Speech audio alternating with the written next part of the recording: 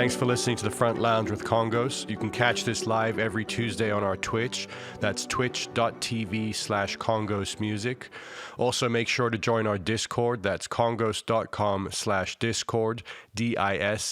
A lot of fun people there. It's a great community. If you'd like to support the podcast, join our Patreon. That's patreon.com/Congos. You'll get access to all the archives of streams that we've done on Twitch, plus merch discounts and more. Probably much less. Much less. It starts on an ad, by the way. I'm just going to have this play.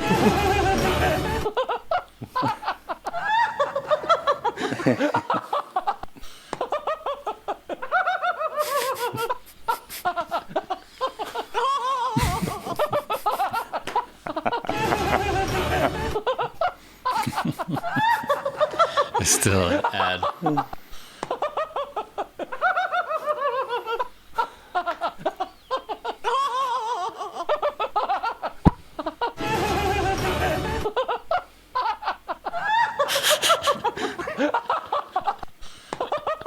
When is it not fun? It's like going to be like one of those Peter Griffin things. Yeah, these things go on for like 10 minutes.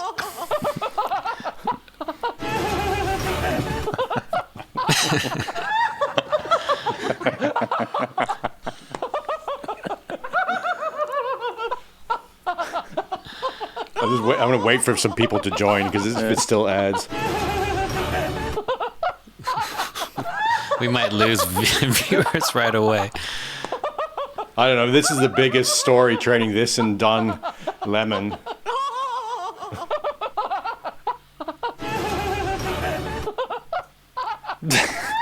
All right. What's up, everybody? This is the Front Lounge podcast with Congos. Tucker Carlson got fired. Don Lemon got fired. What? I thought. Wait, he got fired? I don't know. Whatever the news Dude, they're is saying. gonna be co-anchors on a new show or something like Yeah, that. they're gonna bring back No, like Tucker's- Crossfire. Tucker's running for president, dude. No fucking That's- way. I think that's what he's thinking. I've heard rumors With that about laugh, he thinks he's gonna run for president.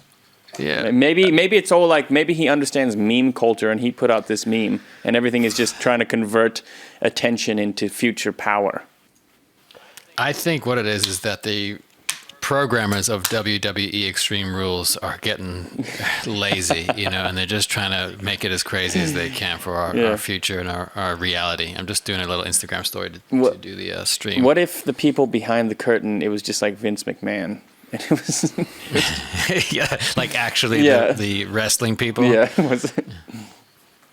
Man, it's so hard to take someone seriously. It's unfortunate if you have a bad laugh. Yeah. Because it's also That's intentional. That's clearly intentional. Like you can't be on TV hours every night and not solve that if you think it's a problem. He clearly views it. He definitely thinks it's like a meme thing that he can kind of ride on. Mm-hmm. I think these people don't care about anything other than number go up.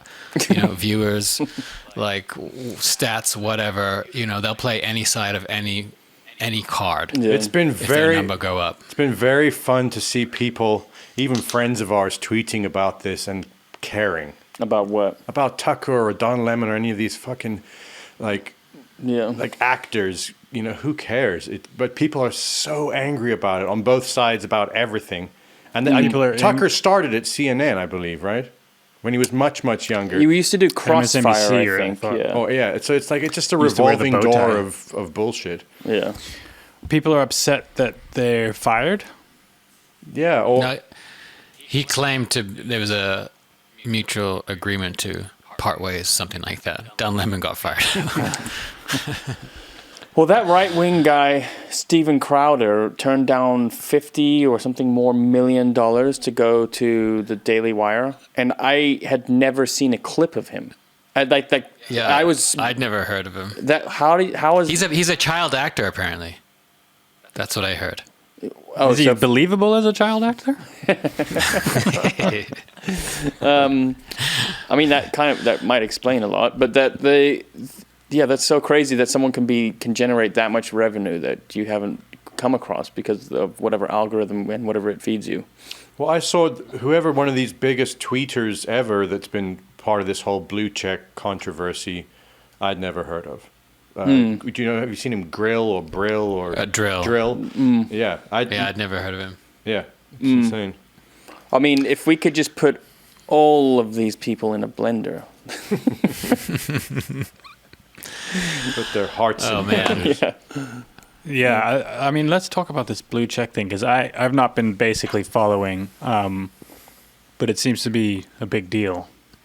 It seems to have died down already. Oh, it has. Yeah. How could it possibly sustain itself? I don't understand I actually don't understand what the controversy is that people don't want to give money to Elon Musk. Like, that's it? It's like, I think what it is that, the left wing people on Twitter don't like Musk, and they think he's, whatever he is, right wing and racist and all that kind of stuff.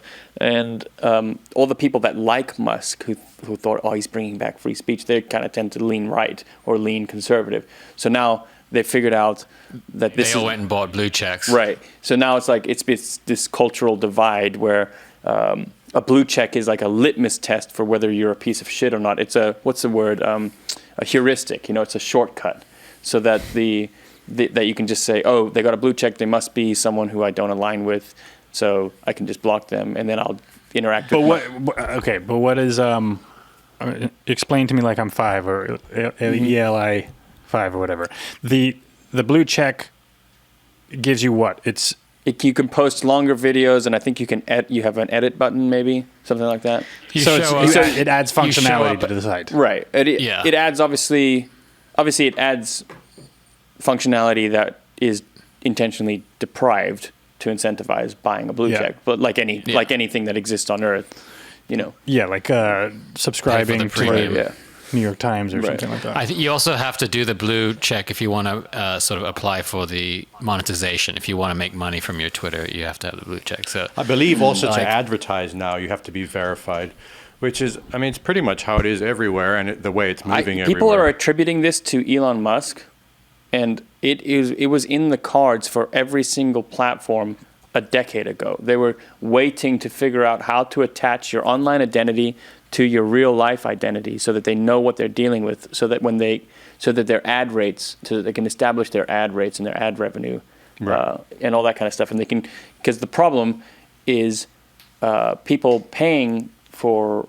ads don't know what they're getting. Right. And then also people who run the platforms their data becomes questionable when they can't attach it to a real human. Yeah. So they're trying to figure out what real humans are doing, and they just want to know what every single person's doing on Earth at all times. You can still be pseudonymous with a blue check, but you have to put your credit card in and a phone number. So, right. So that's clearly they definitely know who you are. Right.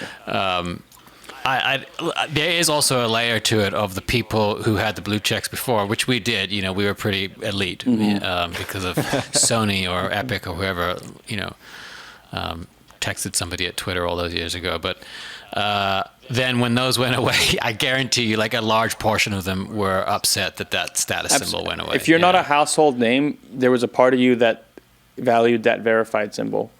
And and you're just being a little fucking bitch now because the one thing you had in life that made you feel slightly more important online is gone, and now you're just now you're with the fucking common folk, you're with the proletariat that you were pretending to care about, that you clearly don't fucking care about, like that guy Hasanabi. What a fucking idiot that guy is.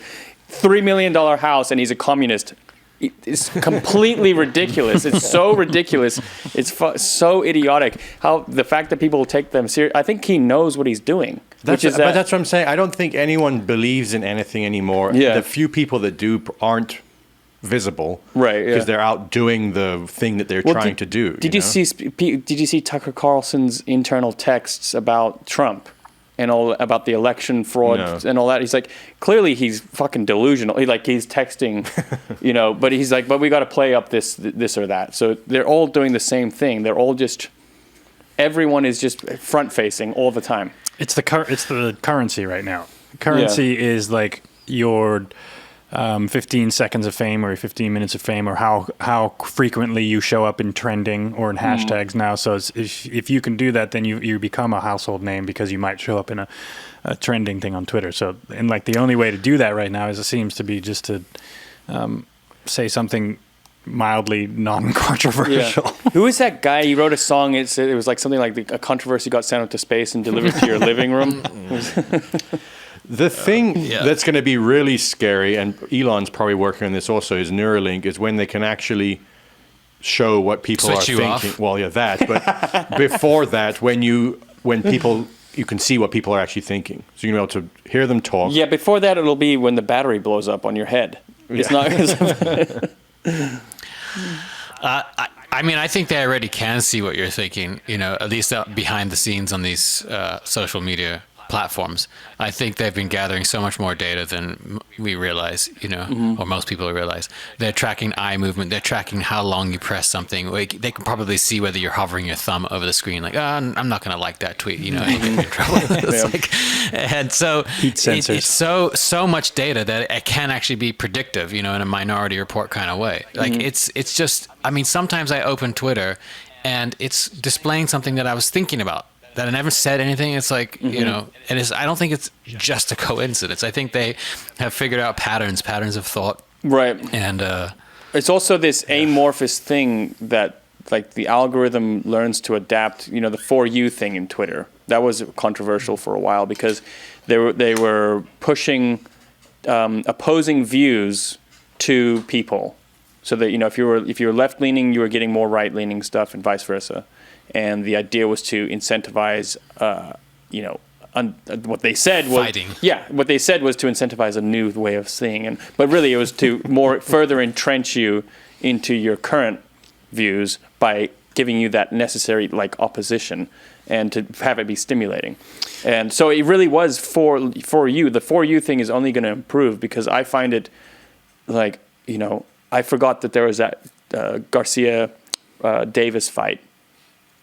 And then the For You just showed me so many trends about that, where if you go to just pure trending, it was a more, one or two hash whatever. And the For You was just showing me only stuff about that fight. Well, everyone seems to have adopted basically the TikTok algorithmic style, because before any of these, they were on that. Within 3 scrolls, they had you nailed as in what you were looking for. And now TikTok or Twitter seems to have that. Instagram, even, I've noticed over the last month or two, has changed, and they're hitting much more accurately. It used to be just girls' butts, and it would make you resent it. But now it's like stuff I am interested in, and it has a longer... not girls' butts. Not girls' butts. No, Exclusively. Not exclusively. Well, no, that's what I mean, is when you go to explore, it was just only that, and I just felt like, what am I fucking doing on this? Well, because it was a very reductionist AI. It's getting much more sophisticated, and still equally as annoying. I think a conscious mind could use these platforms for self-betterment. You could look at your suggested posts, whatever platform you're on, and just do the opposite of whatever it's pushing you. And simply by opposing this automatic behavior, you might actually become awake.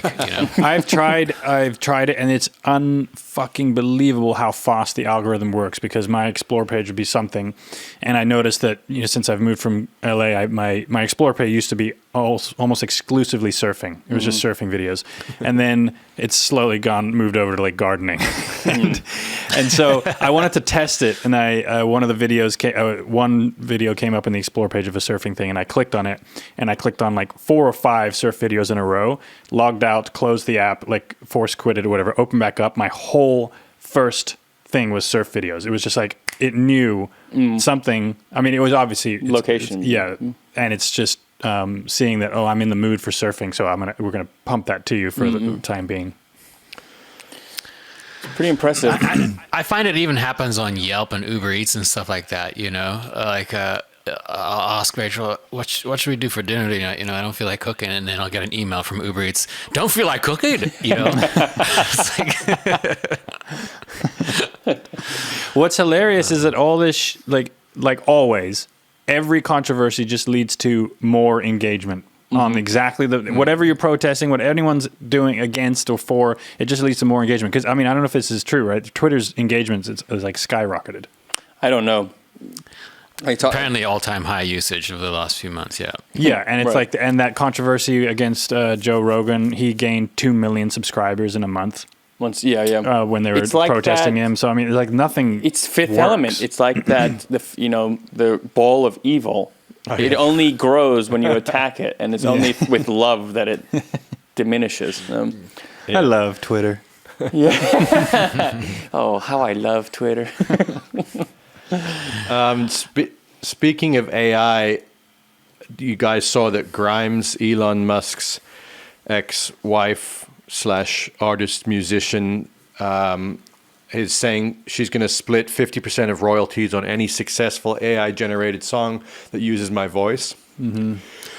I think that's really smart, sort of unironically, because this shit is coming. And if you do what the music industry did when Napster happened, which was like, la, la, la, la, la, la, and then just try and take it down, they shot themselves in the foot.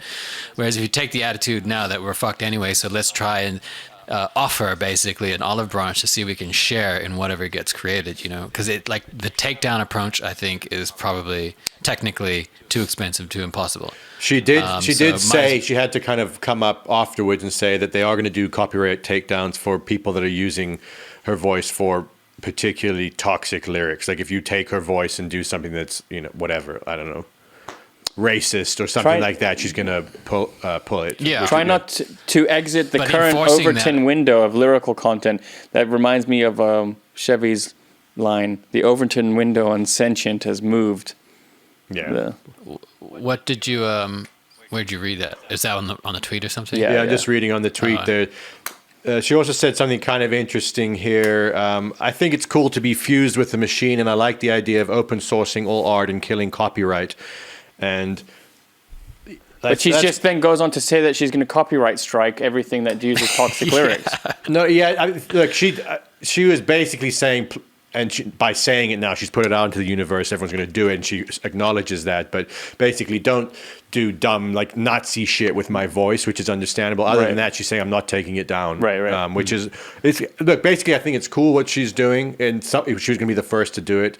And then this idea of killing copyright seems inevitable, or at least not killing it. Has to radically change what it is. Yeah.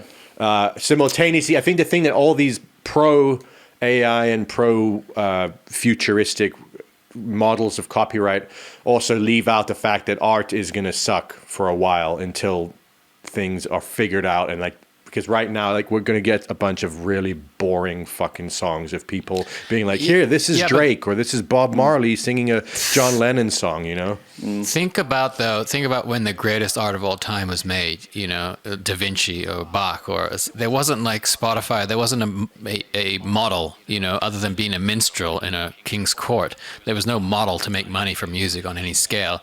So the best art ever was made by people who were patronized. So maybe it'll go back to that, where people with actual taste will decide to pay for something, and you might get some good art. Well, but as a business model in general, it's going to hurt. I think already a lot of people are wishing for the days of the good old-fashioned gatekeeper curator. The problem is, can you become a billionaire and have taste? And that's we're on an ad right now. So. But that is what I think what it will be is that they will patronize the artist, and then the artist will have to do some sort of subterfuge. You might not have taste, but you could afford to buy somebody who has taste. Right. But also, then there will eventually be a conflict between what the patron wants and what the artist wants, and the artist will have to become a little bit, what's the word? It makes me think that basically secretive, like the way that all of the previous patronized artists would put in secret shit into their art. Shostakovich would write in some very sneaky, unpatriotic melodies that you had to understand music to know that, that seventh note was a way of saying fuck you to the USSR at the time. There's a guy on I've been listening to on Lex Friedman. He's Edward Frankel. I had obviously never heard of him, but I guess he's one of the greatest living mathematicians right now. And he's really interesting. He's Russian or Ukrainian, and he's talking about the large language models that they're using for AI and everything. And he's of the opinion that he doesn't think that the leaps in knowledge that have happened over the centuries, like the massive leaps of Newton and Einstein and things like that, would be capable, large language models will be capable of doing that. He says there's something mysterious happening in these large leaps of knowledge that are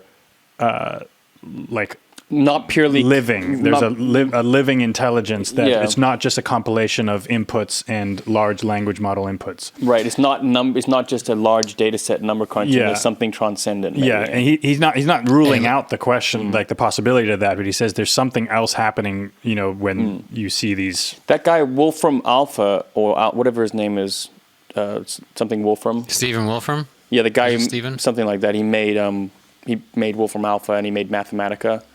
He's a fucking genius guy, and he was talking about. He had a kind of interesting idea about the role of science, and he thought that people had kind of overstated the role of science, and he said that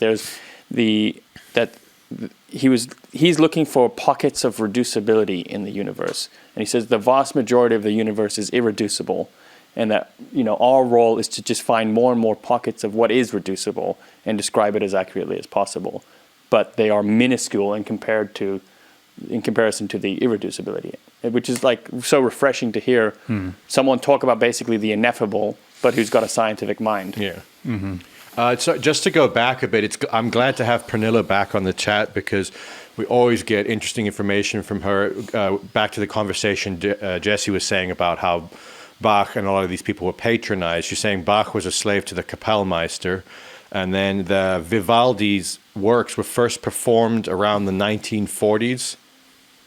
He died in 1741. Wow. So you have this kind of, perhaps some of the greatest artists are completely lost to the, Shelved. They got shelved by the label. Oh, but also wasn't Pernilla? Can you tell us was Bach popularized also in the early 1800s or something like that? There was a composer who kind of popularized him. He wasn't really regarded as great.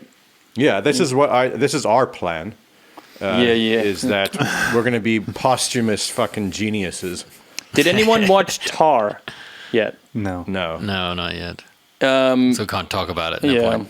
It's really good. It's like, I mean, it didn't land fully with me, but at least it was someone trying to make something good and like swinging for the fences kind of thing. I can't comment, obviously. Yeah. Back on the AI thing real quick, my friend Mike, who's in that band, The Academy he sent me this clip of AISIS. It's an Oasis AI band. And it's like some stuff in the style of Liam and Noel Gallagher, and they use the AI for the voice. So I tweeted out, who's going to hire an AI to be the other brother and get the band back together first.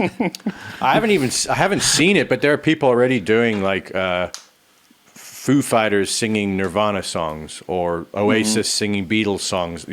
Have you seen that Celine Dion singing a Stevie Wonder song AI? Yeah. It's I was listening to, who Blau is? He spells his name 3LAU. He's quite a big DJ, but he's well into tech, and he's one of the co-founders of this company Royal, which does on-chain music where you can share royalties with your fans, kind of thing. It's interesting stuff. But he was talking on a space the other day because they were addressing this AI stuff. And he kind of admitted that, his career basically was founded on mashups. When he was 19 or something, he did a mashup and it blew up and went viral. And technically, it was not quite legal, and they got takedowns and had to work out deals. And eventually, they became a model to turn that into a career. But it feels like it's another moment like that where, think of DJing now without mashups. It's impossible, obviously. Well, yeah, and then simultaneously, these types of things that are reliant on basically being ahead of where legality can catch up to the technology or the new tool, the reaction to this, I wanted to bring this up because I feel like we always just talk shit and hate on everything on this podcast, which is fun and that works. But Madison Cunningham, I think we've talked about before, you see now, it's like the furthest thing you could have from AI. It's just this amazing artist singing and writing and playing songs. So seeing that reaction to what's going on is reassuring to people like us. And I think it's our angle, like what we've been doing in the studio a lot more, is we're always going to use the tools because we love technology and we've always used the tools. But it's reassuring to just see people's appetite for Yeah. the AI-able so far. There's also something that's hard. I was just talking about this, but that when MMA was getting really popular, I had this feeling like, oh, this is going to take, like boxing is going to go away, and they're not going to be able to have boxing anymore. They're not going to have the money. And boxing's like as big as it ever was. It died down for a bit, it kind of lost some of its allure, but now it's back bigger than ever, and it's got more allure, and there's more money. All the fighters get paid 100 times more than the MMA guys, and it's fucking exciting. And there's something that people just didn't, and I guess it's like, it's not everything is always better. Sometimes there's something that you didn't realize was better. Yeah. Not that there's one. They're both obviously completely valid, but the limitations of boxing allow for kind of more mythical figures to arise who can dominate for longer, so that they get these rivalries which are really special. Whereas in MMA, everyone's weaknesses get found out a little more quickly. Another analogy might be live theater or even music theater, which, when movies came along, obviously a lot of people probably thought that was dead. Yeah. And maybe it did, went through a dip, but now, I mean, Broadway and live theater probably makes more money than ever. Mm-hmm. Yeah. I think that's an analogy even in like throughout your life in terms of what you eat. When you get access to, when you can eat anything, say on a menu at a restaurant, you can go through that for a while, and then you inevitably come back to just picking up like a slice of bread with tomato on it, going, this is what I want. And so it's a cyclical thing, because it's like a involution and evolution that occurs in all aspects of life. Most improvement is not improvement. It's just a fusion restaurant. I think this AI thing's actually be kind of fun. This Grimes thing is probably the best model that has just come out of this. Like, it's actually the most positive outlook so far that's come out of this, because think about how many times we've wanted to do a track. We said, fuck, this would be perfect for that person's voice, or this guy to rap on it, or whatever. Now, AI music itself, like AI, I think it's going to be pretty shit for a long time. The grooves, melodies, harmonies, like the interest factor of music is just going to be utter shit for a long time. But if you have some creative human input to it, and you can do a track with Biggie Smalls and do a really cool fucking track and get his voice on it, and the label that signs off on it, it's going to get to the point where it's going to be another blue check. If the artist endorses your remix or your production and it releases it as an official, or at least they they verify it, that's going to be a status What about symbol. that? Prince, before he died, he said, "Don't ever perform with me or use me posthumously, Right. because it's demonic." And then the first thing Justin Timberlake did was perform with him at the Super Bowl or something like that. One of those things. Holographically or whatever. Was that just a fuck you to him? Because that was well known that Prince didn't want to do that. Yeah, I don't know. That's going to be another thing, is whether anyone's lost wishes are respected. Right. And whether they should be. Like, that becomes almost like a religious question. Do you need to respect the wishes of a dead person unless you are religious and believe that something goes on beyond afterlife? And if you're on your deathbed... Did you watch Succession last night? Is that what you're talking about? That? No, I haven't seen it yet. Well, it's like the Mormons posthumously pray and like bless Jewish cemeteries, or like it's not even that. I think they just get a list of Jewish people who have died, and then they like pray for them to get into heaven. I don't even know if it's just Jewish. I think it's like anyone who's not they're Mormon. basically posthumously converting people to Mormonism. Yeah, it's they're selecting everything and saying and move to inbox from out of spam. It's fucking weird. At the same time, don't make me like them. There's something. There's something actually kind of genuine about it. They obviously, so the one half of it is that they think everyone else is going to hell, which is kind I don't of think fucked they up. even believe in hell in that sense. They're it's more like you're not going to heaven, as opposed to like... That's their way of not offending people while they're still alive, I think. But then on the other hand, they genuinely care about these people who have died, and they don't want them to go to hell, so they're doing everything they can. Like, no one's paying them to do this. I bet you they've posthumously blessed or tried to get Christopher Hitchens into heaven, and he's turning over in his grave, or not, if as he would see it, doing that. Right. That's I think Louis C.K.'s got a bit. He's like, I don't believe in God, but I also hope there isn't one, because I do not want to have that conversation. I was talking to this. That's an Go ahead, sir.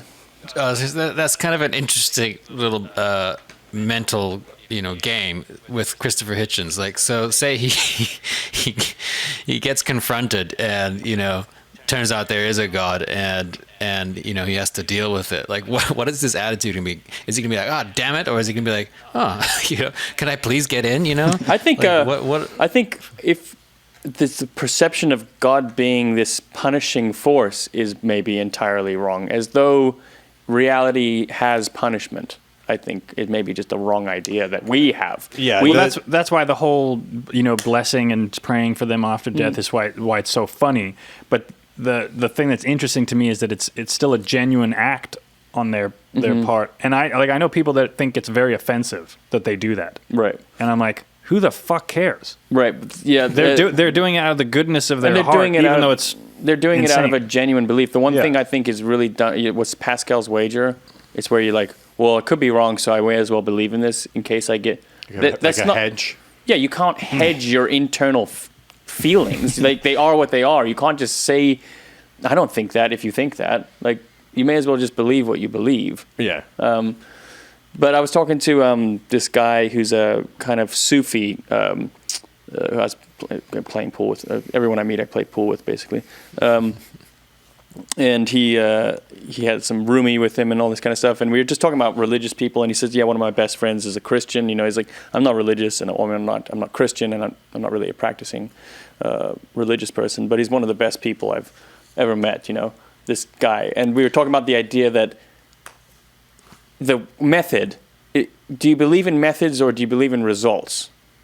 Because if you just believe in results, which is a kind of scientific viewpoint, the result of creating a person who you admire and whose being you admire, can you really criticize the method that got him there? Like, does it matter? Because there's no method which is true. Right. There's no... Well, yeah. Well, another way to look at it is I think what religions speak to is something that is on a higher layer than the symbolism and the language and the rituals and all that we've created over centuries.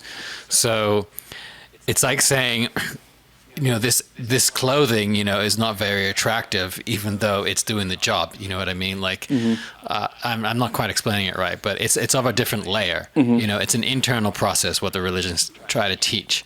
And so if you're actually doing the work, then does the external symbology of it matter as much? Well, also, it's another dimension that is actually not perceivable, what they're trying to address or trying to think about. And there's a way it's been put in lots of teachings, including Sufi teachings, of the idea of it's a thought exercise because you can't actually understand it, but it's a way to get your brain to try to think about it, which is to imagine beings that live in a two-dimensional space. So imagine on a sheet of paper some beings that live only in two dimensions. And then you take a pencil and you push it through the paper. So what those beings would perceive is a hole opening up and then a one-dimensional layer of wood with graphite in the center that gets gradually bigger and then eventually disappears. So that to them would be reality, and they would have an entire basis of theories of how the whole does this, it grows like this. They'd think they have an entire cosmology of what that is represented. From the third dimension, we understand, okay, we pushed a pencil through a two-dimensional object or world. So now to try to imagine beyond the third dimension, or the fourth dimension of how time impacts our three dimensions is not, I'm not saying you can do this, but it's a little analogous trick to try and get your brain to think, how are we perceiving reality down here and the impact that the fourth dimension of time is having on us here. And there's try also, to think about that. But also at any, the word, you can't, try to think about any of it, because the word dimension makes no fucking sense. Because at any given moment, it's a one-dimensional experience. It's all it is everything. It's like dimension is a categorization. It's a rationalization that allows you to. I'm saying, it's based on your sensual perception. What I'm saying is, to divide reality into four dimensions is to divide it. It's not divided. That may be, but I think that's jumping ahead of the question, because we're saying right now, typically most of us understand the world in a three-dimensional sense. We have then some inkling of intellectual idea that there's a fourth dimension of time, which we perceive as kind of flowing through us one moment at a time. That's all we're able to do. It's then just as a thought exercise to try and imagine that the fourth dimension exists as a constant thing. All of time exists constantly, the same way for a two-dimensional being, the third dimension exists in its entirety, but they only perceive one moment of the third dimension interacting with them. Yeah, I'm thinking we need to check Are our we still Twitter. talking about blue checks? Yeah, Or? talking about dimensions that we got. What's his name? Henry Miller's got this line about the idea that reality can't be understood. It can either be accepted or rejected. And to accept it enlivens you, and to reject it diminishes you. And that's about it. That there's no kind of in between, which I thought was pretty interesting. Yeah. It's sort of like having an opinion about the train that's on tracks coming to smash you. You know, is it on the tracks? I don't believe it's on the tracks. You know? Pernilla says time is technically scientifically proven to have a beginning, which begs the question: what came before? Yeah, I don't know. We talk the Big Bang, yeah. That's where that show is terrible. my brain runs out of runway, you know. Well, that's that point. There's a Bertrand Russell idea about a set of all sets. You know, it's a mathematical idea about the inevitable contradiction in language when you try to categorize things. It would be like, you know, you can have a group of anything. You can have a group of speakers, a group of computers and ducks. Can you have a group of all groups? You can't, because it would have to contain itself effectively. Right. So that description is a linguistic problem of describing a phrase's inability to contain itself, or a truth's inability to contain itself. Or maybe that it can contain itself and we can't wrap our heads around it. Right, but I think that's partially what that two-dimensional, the pencil analogy is trying to do, is to say that from our perspective, looking down a dimension, we can see things, what we perceive as clearly. To think up a dimension is basically impossible, yet by analogy, it's like you can see as above, so below sort of thing. Like you can see you're able to go one direction. Why couldn't we go the other direction? And then what is the methodology for trying to do that? By analogy, you can believe in a higher dimension, but by analogy, you can't experience a higher dimension. No, but by belief or faith, you can perhaps bridge that gap, which is interdimensional, you know? Oh, that group of all groups things reminds me of that Bob Dylan line, all the truth in the world adds up to one big lie. Because that is a fucking mind-blowing line that the more you think about it, it's not just casual. It makes you, you know, it's well, is it true? I mean, it sounds it's true. A bit of like a cone or a true paradox. Have you got any funny Instagram videos to look at? Let's cleanse this palate here. Let's look up video. I didn't get any this week. We could just see what's going on the shitstorm of Twitter. There's some article about dogs being able to sniff COVID infections in like schools that they're talking about introducing or something like that. Yeah, I didn't save that article, but yeah, they were testing out dogs in not just schools, like nursing homes and that to sniff out COVID. And I guess they're getting fairly accurate. They're training these dogs to do it. Which also is a very funny image to imagine a bunch of the dog? Lining a bunch of children up against a wall and making dogs sniff them. It's reminiscent of something. They're going to just start using Boston Dynamic dogs as well to start doing that. It's not going to traumatize the kids whatsoever. Fucking idiots. Yeah. I'm trying to find something on Instagram. Oh, we could talk about poker. We played poker last night. Johnny. Who won? I won a little bit. Not me. I think Brazos won the most. Yeah. I think I won. Did you just pass the money around for a few hours and then, you know, have a chat? Pretty much. Yeah. No, I mean there were some winners and losers. But definitely people who donated to the pot more than others. Not that I played well, but I found the guy who was saying walked away with a lot. impossible to figure out because he doesn't quite know how to play, and I wasn't catching on to that because for the first half of the game, I watched him turn over junk and be like, not ironically and not bluffing or anything, just turn over like a pair of twos when there's a fucking flush on the board and just be like, okay, so he did it too consistently. Right. And then, so either he's a master player, after that he started turning around over good hands every time I gave my money to him. No, it was on me. Like I like picked one pattern and then stuck to it and didn't allow for anything different in his pattern of play. There's no pattern of play. You just play cards against people who are new because there's no pattern to their play. Like, I had my little theories about Colin and how I could get him to call that $15 bet, which is legitimate. Like, I legitimately thought about the sizing of the bet as it applies to people's egos in that situation. Yeah. And it may have tickled his ego and made him want to call me, but at the same time he thought you could split flushes. So he's like, no, if you both have a flush, you split the pot, right? Like, so it's like that Taleb guy on Twitter that you've talked about, the whatever he is, squid ink eating guy. Yeah. Strikes me as the type of person who would get so angry in poker when someone doesn't know how to play and wins. You know what I mean? Yeah, I get the sense he would be terrible at poker.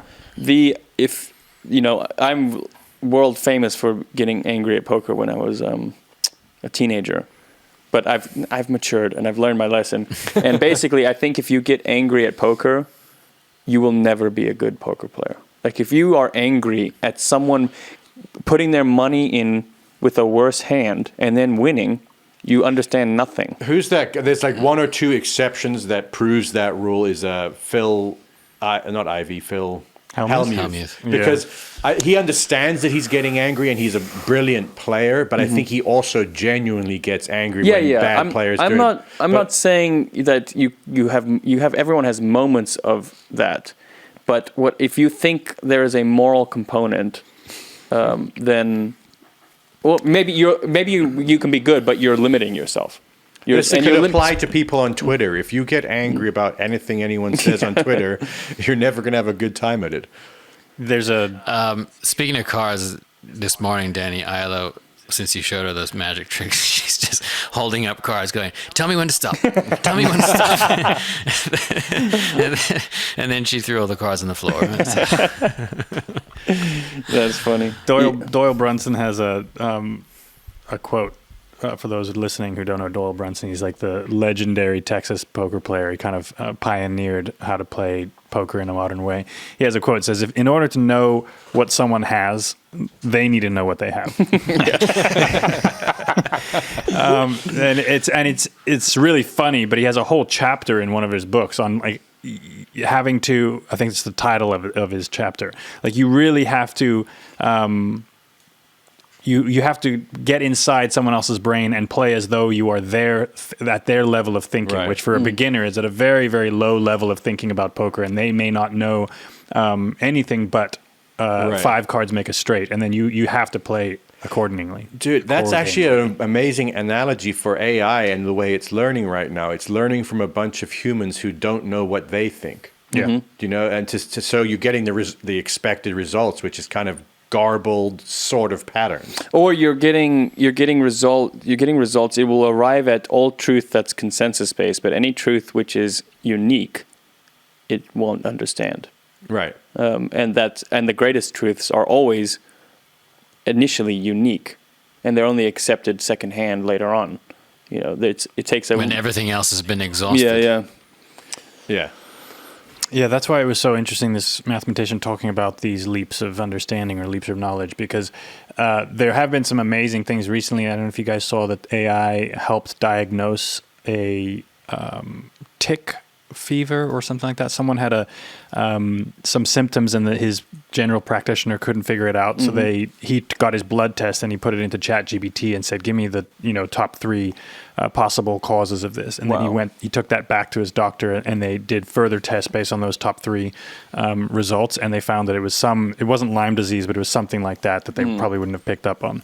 If you thought doctors were mad because you had Googled your symptoms, wait till you take in a ChatGPT answer. Yeah. I think they will hopefully adopt that. because No, but there's I'm no saying way there's for a an- doctor to know everything that's needed to diagnose it. No, of course, it's the inevitable and probably best solution. But there is an arrogance to obviously not just doctors, to humans not wanting to be able to be told anything. Well, yeah, that's what, I also think there's a regulatory problem. Like to get that happening is probably going to be very, very difficult. So maybe other parts of the world will experiment with this. I mean, if you could have all the data of your life, your biometric data, your pulse and everything basically fed into a big data aggregator, you probably could figure it out exactly, if you had enough historic data. yeah. Little Pump says on the chat, Snapchat has this creepy AI on people's accounts. What do you mean? Is it like a filter that analyzes eye movement? They installed I think it's a GPT-based, like assistant-based. Well, I don't know if it's assistant, but basically like a chatbot based. You can, like a lot of apps and a lot of software and platforms are installing ChatGPT plugins essentially. Okay, I saw a game that like you can, a virtual assistant. Right, I saw a game you can play now where you go in and you chat with something for 60 seconds, and then you have to guess whether it's a human. They pair people and pair you with AI. Oh, wow. You have to guess whether it's a human or AI. Oh, it's like a next level captcha. Yeah. I met a dude who runs a publishing company for, like, he does mostly romance novels and that kind of stuff, and he's already using ChatGPT for prompts because they're like this. They basically have a slew of writers, and then they popularize a pseudonym, and then they pump out books under this pseudonym, and so it's just a bunch of I guess middle-aged women or whatever reading these romance novels, and they're all written by Fabio II or something like that. I'm wondering whether that kind of thing is gonna, like, you saw BuzzFeed News shut down, which I know is not BuzzFeed, but like you're gonna see a lot of companies shut down now for like economic reasons or whatever. And I wonder if there's some really forward-thinking CEOs / evil CEOs that are like, let's just shut this down, go away for 6 months, and start a new company with hiring no one. Like, we don't need idiots to write top 10 reasons whatever mangoes are bad for you. Like, we could have ChatGPT do that as opposed to paying all these goddamn humans. Yeah, wait, mangoes are bad for you? If you follow the tech and the VC people on Twitter, a lot of them are douchey, but this is all they talk about, basically, and a lot of them are seeing the future 5 or 10 years before us. A lot of them have been talking about this stuff, but basically, any verbal job that's not specialized or that's not particularly human is going to be written out of existence. It's fucking scary. And they're going to talk to each other. You'll be able to basically modularize a whole bunch of jobs together, anything that involves writing and verbal and like calling a call center or whatever. Podcasting. Yeah. Well, I don't know. I mean, podcasting is one of the most important jobs on the planet. So what is funny... I feel like there would be some sort of federal program to protect that. Obviously, there you see unique podcasts, but there is a space in the business / like marketing world where people are putting out AI-generated podcasts with AI-generated voices and everything to just fill the air, and then basically make what's it called, CPM money on that. The State of the Union will be written by AI within 5 years. That would be an improvement on any State of the Union ever. If you just go on YouTube and you get the algorithm going, say you're watching like investing videos or like gold or Bitcoin or whatever, find some topic like that and watch a bunch of videos. Within a few minutes, the YouTube will be pushing these videos that are quite clearly basically derivative. They'll take some podcast of some business guy and then they will chop it together. And I don't know at what level it's automated, but stock footage, articles being shown, and the voice could even be AI basically reading this stuff and doing the text and the subtitles, and they spit them out, and then these channels have subscribers, and they probably are making tons of passive income basically by and the subscribers are probably bots, and also it's like an endless we cycle are of we are bots baby paying birds, and AI is the mother bird digesting the food and throwing it up back into our mouths. Yeah, at some point it will be, it will be an Ouroboros thing, like completely. Yeah. It already feels like that. Human centipede, more like. Pernilla says, at least as a poor, destitute, contemporary classical composer, I have some job security. That hits too close to home. Yeah, at least Sorry. you have a sense of humor, that's for sure. At least you will have tried to do something which is cool and valid in my, if it doesn't help you, but I think it's good. Yeah. Yeah, I was thinking about that the other day, on this, especially this Twitter blue check argument. Some people seem to get very, very upset. And I was thinking, I was picturing, being 85 years old, on your deathbed, you got your family around you, grandchildren, and you're like, oh, final thoughts. Oh, should I or shouldn't I have gotten the blue check? Well, even worse than that, there's going to be people who talk about the stand they made against Elon Musk on Twitter, telling their kids, not on his platform, on a phone made by, thinking that they're Rosa Parks or something, Yeah. Speaking of sense of humor, who are the one-line guys, the one-line comedians? Stephen Wright. Stephen Wright, yeah. ChatGPT did a joke in the style of him, or no, the other guy, Mitch Hedberg, yeah. did a style of joke in his style, and the joke was actually pretty funny. The joke was, I had a friend come over and want to spend the night at my house, and he said to me, yeah, no big deal, I can sleep on the floor. And I thought, oh, for a second there, I thought he might be able to sleep on the ceiling.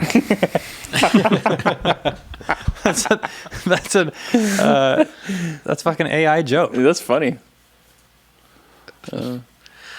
well, yeah, a true abstract, where if things are genuinely not linked in your brain and you put them together, it could lead to a laugh, I suppose. I liked David Spade told a joke. It was a camel, a zebra, and a turtle are walking through the desert, lost, and they come across a desert dweller, and they say, "Oh, sorry, we're." He says, "Fuck! I fucked this joke up now." What is it? That's the normal. The zebra says, "Oh, I'm sorry, we got lost. We were just looking for the setup to a Norm Macdonald joke." Okay, so I just Googled AI joke writing. Here's punchlines.ai. You give it a setup and it'll generate the zingers. So here's the example they give. Here's the setup. A woman in Oregon awoke from dental surgery to find she had a British accent. And here's the punchlines AI spits out. The woman said, I've never been to Britain and I sure as hell haven't had dental surgery. So then option 2, the woman is now being forced to do her shopping at the British version of Costco. The woman says she doesn't mind because there's no more beautiful sound than a Brit saying, I'm sorry, I can't understand you. So it's going to happen. Yeah. But give it another. What's another typical punchline that we can try it with? That could be a open mic at 2 a.m. on Comedy Store. So here, a horse and an accordion player walk into a bar. And what's that? The horse says, I'll have a glass of water. That's pretty funny. The bartender says, hey, I can make a joke funny. too. That's That's pretty funny. funny. The horse goes up to the bartender and says, I'd like a beer. Maybe this is really sophisticated anti-humor. Yeah. Or they're just using really, really basic modeling for this site or whatever. Yeah. Yeah. I like when you think about the perfect constructions of jokes, like this Groucho Marx joke. Outside of a dog, a book is a man's best friend. Inside of a dog, it's too dark to read. How many guitar players does it take to change a light bulb? The answer is a lot, because they all want to show off. The answer is only one, but the light bulb has to want to be changed.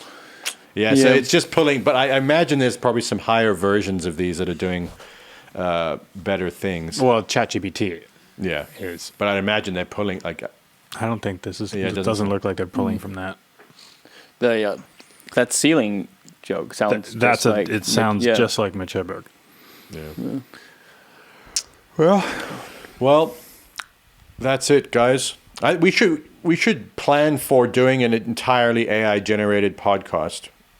Because I'm sure you can go to ChatGPT and say, write me a half an hour podcast. And we learn our lines. Yeah, well, we just read it. Yeah. Like pick for 4 writers about pick topic. Oh, that's something to play. Go to Audio Opera Instagram. Can you do that? Oh, that guy, Graham. What's his name? Graham. He's really funny. audio opera. Graham Barrett. And then you'll see one there. It's where he's got a podcast, SM7 right there. Yeah. To the AI podcast, the only podcast where our guest is AI. AI, please ask me a podcast question. What do weed alien on pyramid could make Bitcoin today of future? Run it again. True crime sex talk. Will it be workout routine? Okay, I can work with this. No, it will not be. But first, sponsor, mattress, fresh balls delivery. Use code for right now, just $7. We can cut some of this out, right? Welcome back to the AI podcast. The guy's one of the funniest guys I've ever seen on Instagram. Yeah. Where is he from? He's Canadian, I believe. Huh. I can't tell. He seems to be in LA quite often, though, but I think he might be Canadian. And he makes like jungle music. You know, he's obsessed with like drum and bass. The sounds on his videos that I've seen.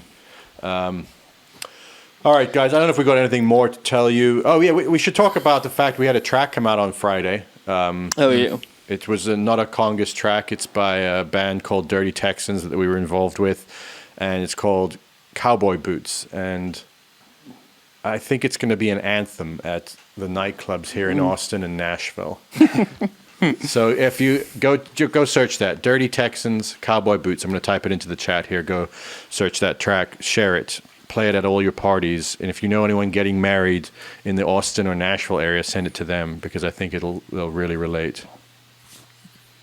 That's it, guys. We'll see you next week. Next week, I believe we're going to have a guest, a local distiller that makes sotol, which is kind of like mezcal or tequila made from a specific agave type plant that grows in Mexico and here in Texas. And it's going to be an interesting one because we've been fans of that drink, and they do some interesting stuff here making Texas-based sotol. We'll see you guys next week. See ya. Bye. Later. See ya. Bye.